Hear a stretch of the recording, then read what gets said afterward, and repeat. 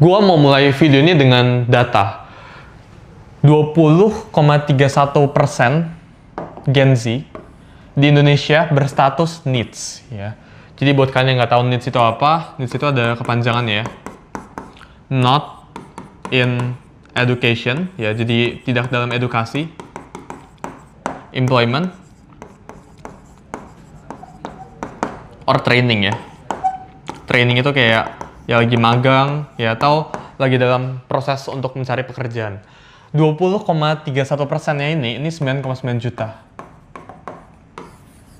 Ya. Kita lihat data selanjutnya. Ini juga ada research dari neuroscientist. Gen Z is the first generation dumber than their parents.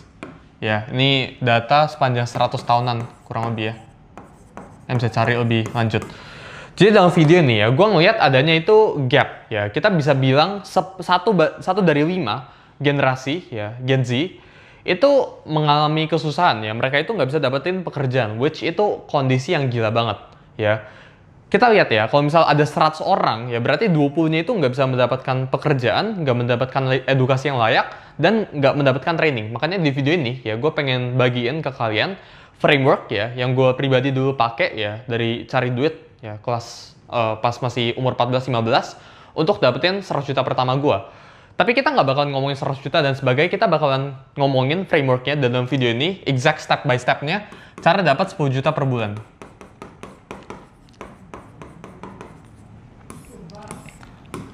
Gue percaya ya, ketika lu lagi pengen make money, ini harus diiringi sama yang nama itu value.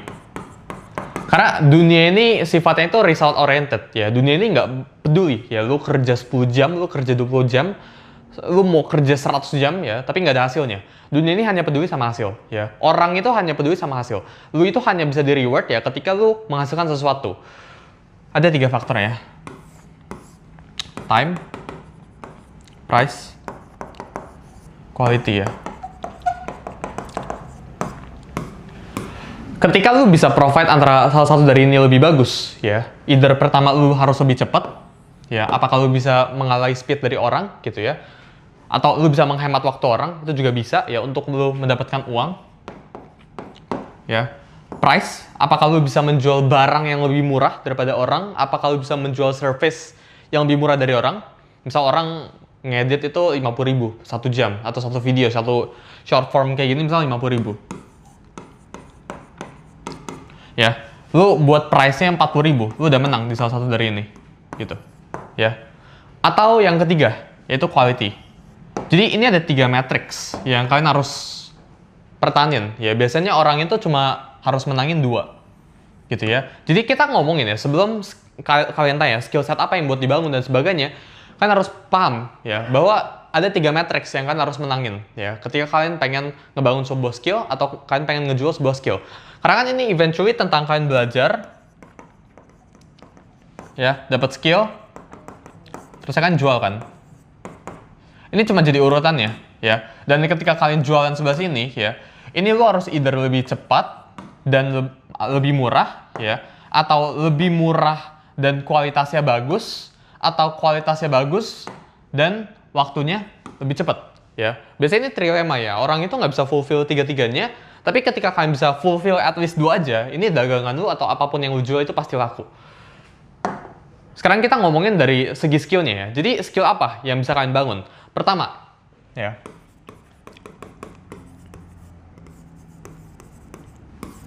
kita ngomong ada yang namanya itu skill by hour ya. Jadi kalian dibayar berdasarkan jam. Ketika misal gue ngedit satu video gitu ya, atau gue bekerja untuk 3 jam gitu, bisa gue jadi tukang kuli gitu ya. Ya, gue kerja 8 jam. Ya, makanya ini gue bisa dibayar, misal per 1 jamnya 50.000, jadi gue dibayar 400.000. Ini adalah salah satu cara buat make money juga, gitu ya. Jadi skill by hour, ya. Ini yang tiernya itu paling rendah. Ada juga skill by value, result. Skill by value or result ini apa maksudnya? Jadi ketika kalian bisa provide sebuah value ke sebuah company, ya, itu lu nggak peduli lu harus kerja 10 jam, 20 jam atau 5 menit doang buat nyelesain tasknya. Ketika ini bisa delivered, ya, maka lu bisa dapetin duit.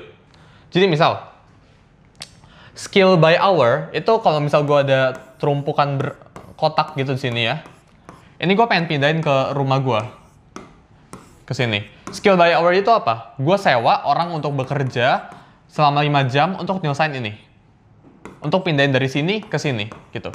Ya, ini skill by hour. Skill by value ya. Ini gue bayar orang X rupiah untuk pindahin ini ke sini gitu. Jadi beda. Kalau tahu-tahu ada orang ya yang punya truk gitu atau yang punya mobil besar sebelah sini, terus dia pindahin ini cuma dalam waktu 5 menit, bukan dalam waktu 5 jam kayak gimana? Ya itu nggak apa-apa. Dan yang lebih valuable ya, ini yang di sini. Jadi skill by hour itu yang paling murah, skill by value itu yang kedua. Sama yang terakhir ya, yaitu leverageable ya. Enggak, satu sih. Apakah skillnya itu leverageable? Nah, ya, jadi sebenarnya framework untuk hasilin duit yaitu cuma di antara ketiga ini ya. Jadi pertama ya kalian harus belajar ini setelah kalian misal gue video editor gitu ya. Video editing ini masuk ke kolom mana? Apakah ini by hour ya? Apakah gue dibayar per jam atau apakah gue dibayar per result gitu? Dan apakah ini bisa di leverage? Itu framework yang kalian pertama harus tanyain. Karena gini ya, misal gue pengen jualan yang namanya itu digital product.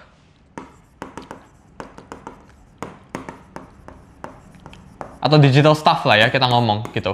Ini gue ya. Kalau misal yang gue jual itu, misal gue seorang business consultant gitu ya, gue jual waktu gue ya. Jadi kalau lu pengen konsultasi sama gue, ya 1 jam harganya itu 1 juta. Masuk ke sini dong, skill by hour dong gitu. Ya ini bukan skill by value ya, karena lu harus konsultasi sama orang itu 1 jam.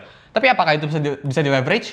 Jawabannya enggak gitu. Jadi yang kalian harusnya ukur ya, ini 2 sama 3 ya. Ketika lu bisa masuk di 2 sama 3 ini tanpa masuk ke sini ya, tanpa lu tukar waktu lu untuk mendapatkan uang, di situ uang besar ya.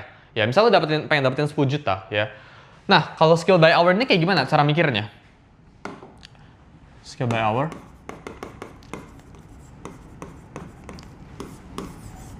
Skill by hour ini kayak gimana mikirnya? Oh, misal gue 1 jam, ini gue bisa hasilin 50.000. Ya, berarti kalau misal gue pengen hasilin 10 juta, gue butuh berapa jam? Ya, kita hitung aja, misal 2 jam itu 100.000, ya 20 jam 1.200.000. Ya, ini skill by hour, cara ngitungnya gitu. Ya, yang kedua, skill by service atau value. Skill by service itu apa? Misal gue jadi seorang sales, ya. Gue jadi seorang sales, ya gue jualan, misal ngapain gitu, gue jualan laptop kerjanya dan gue dapetin komisi. Misal satu sales, gue bisa hasilin 50.000. Gitu ya. Dan ini kan tentatif waktunya. Ya, berarti yang harusnya gue lakuin buat dapetin 10 juta per bulan, gue harus hasilin berapa back sales? Gue harus hasilin 200. Nah, ini yang kita pengen cari. Gitu ya. Nah, yang sangat-sangat gue hindari di sini ya, itu kalian menukar waktu kalian buat uang. Ketika kalian ngelakuin ini ya, ini kalau kalian pengen doublein duit kalian ya, dari 10 juta jadi 20 juta income kalian, ini lu harus kerja sama 400 jam. Ya, dan ini nggak worth it gitu. Tapi sedangkan kalau lu pengen doublein 10 juta jadi 20 juta, ya, ini lu tinggal kali 2 salesnya. Ya mungkin akan makan waktu lebih lama gitu. Tapi di sini gue bakalan ajarin ke kalian frameworknya itu kayak gimana cara berpikirnya gitu ya. Jadi kan harus belajar buat pilih sesuatu yang bisa di leverage. Nah, leverage ini apa sih ya? Yang pengen gue bicarain sebelah sini ya. Leverage ini ada 4. Ini kata Noval ya. Yang pertama itu capital. Ya, lo menggunakan uang yang lo ada ya untuk membeli energi atau untuk membeli waktu sifatnya itu bisa. Yang kedua, ini sifatnya itu labor. Ya, orang yang bisa bekerja buat lu. Ada juga namanya itu code. Code ini apa ya? Jadi ketika gue bisa bikin software ini harganya itu dipakai sama 1 juta orang ya, maka ini something yang bisa di leverage gitu ya. Sama media. Ya, media ini apa? Social media gitu ya. Karena gue bisa bikin konten ya, cuma dalam 5 menit dan ini bisa reach out ke ratusan ribu orang ke depannya, ya misal gue. Tapi ada juga orang di luar sana yang baru bikin konten, mereka bikin konten 5 menit, sama waktu di spend-nya, ya. Cuma mungkin mereka nggak bisa reach out orang sebaik gue, gitu, ya. Jadi ada 4 tipe leverage. Nah, di sini ya, yang pengen gue kasih tahu ke kalian, mungkin kalian itu nggak punya capital, ya, karena kan Gen Z gitu. Labor ini mungkin kan juga nggak punya, kan belum bisa hire orang gitu. Jadi kita bakal manfaatin dua sebelah sini, ya, code sama media. Jadi buat nge-simplify frameworknya buat kalian semua, ya, kita bakalan pertama, ya, scale by value yang bisa di leverage.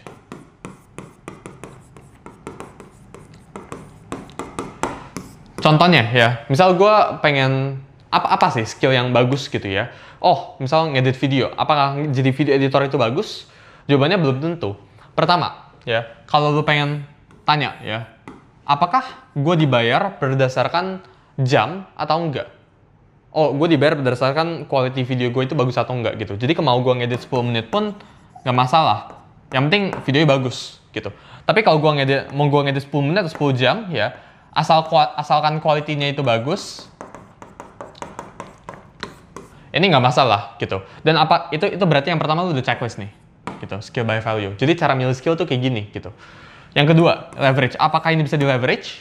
Gitu. Lu simply mikir lah, video editing ya, gue cuma punya tangan 2 ya, gue mata cuma kayak gini, berarti ini nggak bisa di leverage. Berarti apakah bisa? Ya lu hasilin 10 juta dan kayak gini bisa jawabannya. Ya cuma ini nggak leverageable, ini nggak gampang gitu. Di sini kan kita lagi pengen cari cara tergampang, cara termudah buat kalian semua gitu.